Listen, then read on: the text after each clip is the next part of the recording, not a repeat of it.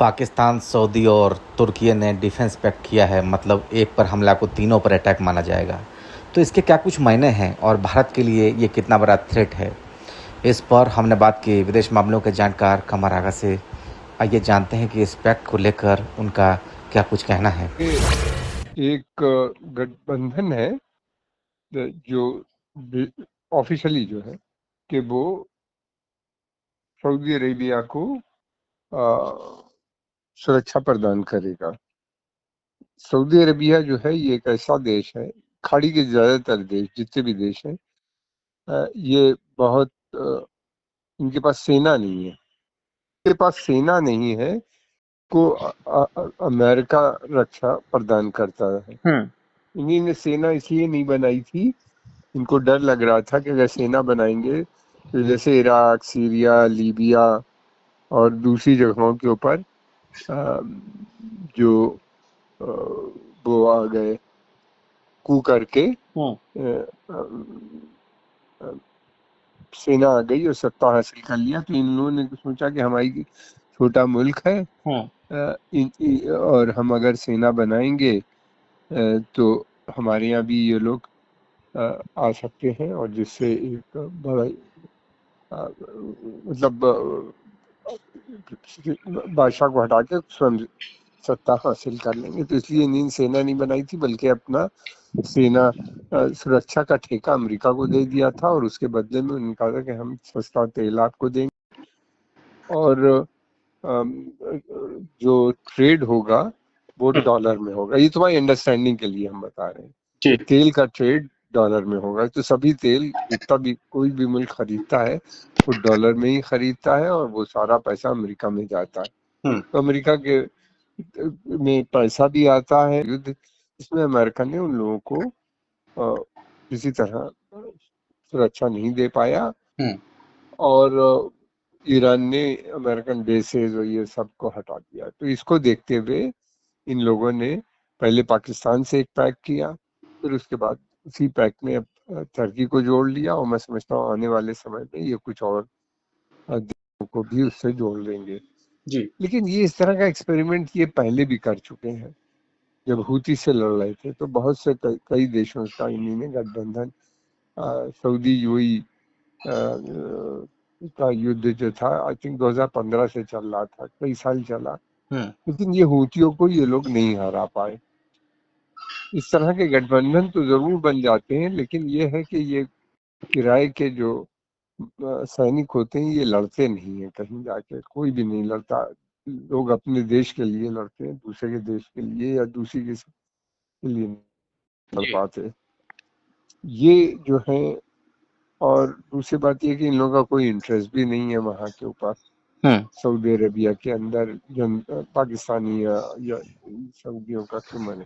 इन्हीं ने ये जो बनाया है गठबंधन ये दो कारण से बनाया है। एक तो पहली बात तो ये कि ये अमेरिका की ब्लेसिंग से बना है। सऊदी अरेबिया कोई भी सामरिक डिसीजन बगैर अमेरिका की मर्जी के नहीं ले सकता। सऊदी अरेबिया इंडिपेंडेंट जरूर है मगर पूरी तरीके से सॉवरेन नजर नहीं आता। इस युद्ध ने ये बात साबित कर दी है सभी देश की।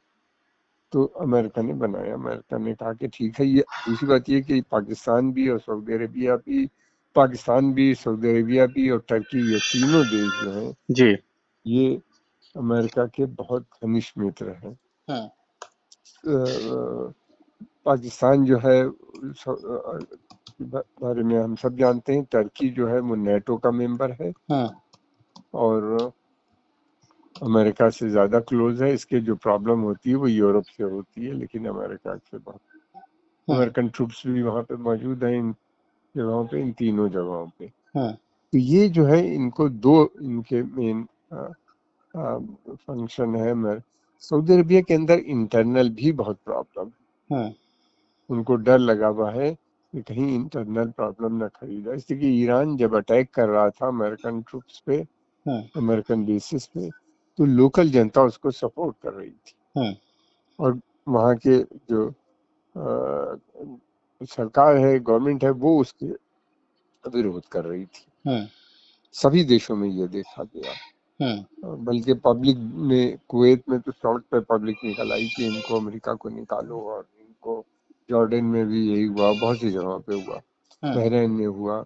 एनीवे, तो ये एक है, इन्हीं ने बनाया है कि इनको इंस्टेबिलिटी, और बाहर से इनको ये थ्रेट ईरान से लगता है और हूती रेबल, ये दो बड़े थ्रेट इनको इमीडिएट नजर आ रहे हैं।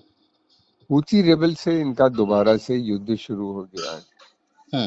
ये इन्हीं ने पिछले युद्ध में भी बहुत डैमेज इनको किया था, हूतियों को बॉम्बिंग करके एयर बॉम्बिंग की थी, जिसमें बहुत हूती मरे हैं।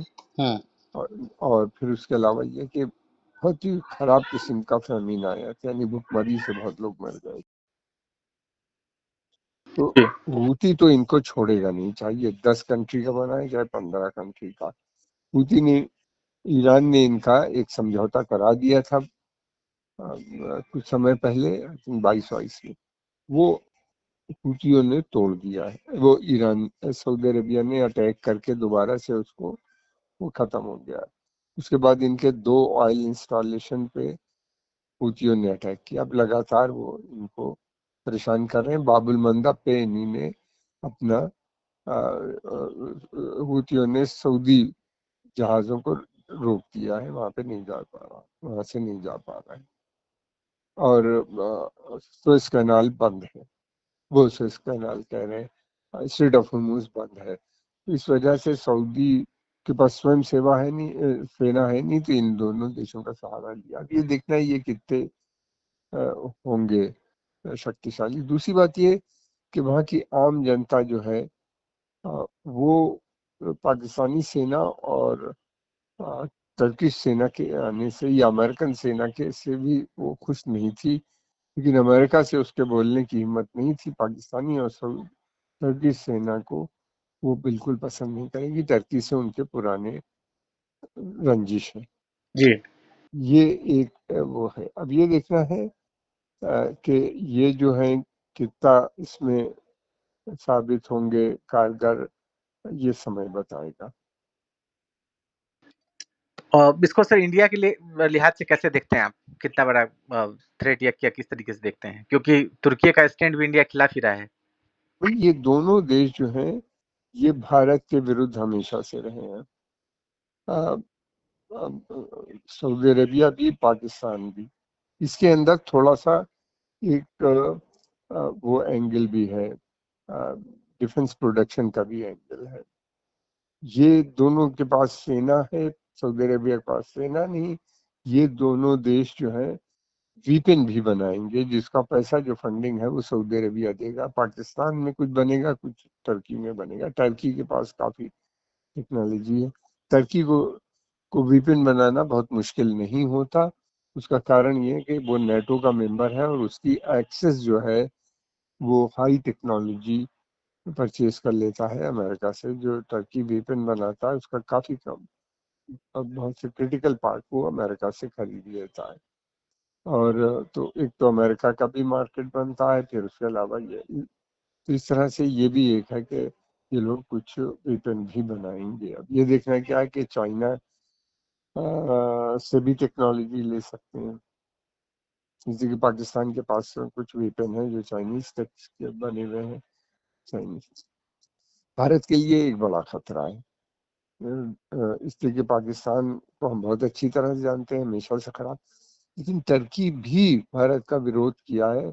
जिस समय कोल्ड वार था उस समय टर्की जो था वो पाकिस्तान, ईरान, एक अलायंस बना था जिसका नाम था सेंटोम, सेंट्रल ट्रीटी ऑर्गेनाइजेशन के। ये मिलिट्री अलायंस था जिसके मेंबर थे। ये अलायंस ब्रिटिश बैक था, नेहरू के समय ये बना था, और तब से लेके ये 71 तक चला। 71 की बार में सोचा था इन लोगों ने कि शायद ब्रिटिश और जो उनको सपोर्ट करेंगे, लेकिन ऐसा हुआ नहीं। तो भुट्टो ने ये इस अलायंस से बाहर आ गए थे। अलायंस टूट गया था, टर्की भी अलग हो गया था, और ईरान के तो रिश्ते ही बिगड़ गए इस्लामिक रेवोल्यूशन आने के बाद अमेरिका और से यूरोप से। तो सेंटो एक इसका इम्पोर्टेंस है। जी। तो इस तरह से ये भारत के लिए एक चिंता का विषय, क्योंकि भारत का बॉर्डर मिलता है, यहीं पे वीपन बनेंगे। जाहिर सी बात है पाकिस्तानी सेना के लिए सऊदी अरेबिया से भी फंडिंग आएगी, अमेरिका से भी और चाइना से भी। वो बार बार लेता रहता है सामान, तो ये एक हमारे लिए बड़ा खतरा है।